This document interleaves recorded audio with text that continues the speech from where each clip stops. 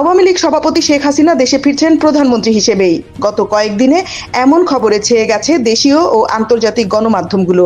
ঠিক তখনই এ কথার সত্যতা জানান দিল জঙ্গি সমন্বয়ক হাসনাত আব্দুল্লাহ নিজেও। সে তার ভেরিফাইড ফেসবুক অ্যাকাউন্টে স্ট্যাটাস দিয়ে জানায়, যে পথ দিয়ে আওয়ামী লীগ পালিয়েছে ঠিক সে পথ দিয়েই আওয়ামী লীগকে ফেরানোর ষড়যন্ত্র করা হচ্ছে।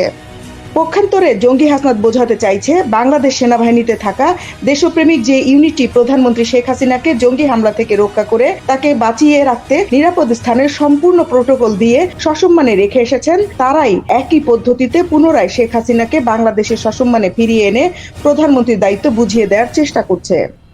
রাজনৈতিক বিশ্লেষকরা বলছেন, পৃথিবীর বিখ্যাত ও গ্রহণযোগ্য গণমাধ্যমগুলো যখন এমন সংবাদ প্রচার করে তখন সে তথ্যকে বিবেচনায় নিতেই হবে। তার উপর যারা ষড়যন্ত্র করে প্রধানমন্ত্রী শেখ হাসিনার চেয়ার দখল করেছে তারাই যখন ভয় পেয়ে এমন বক্তব্য দেয় তখন বিষয়টি আরো পরিষ্কার হয়ে যায়, যা রটছে তার অনেকটাই বাস্তবে ঘটছে। Desk report, বিবাংলা.net।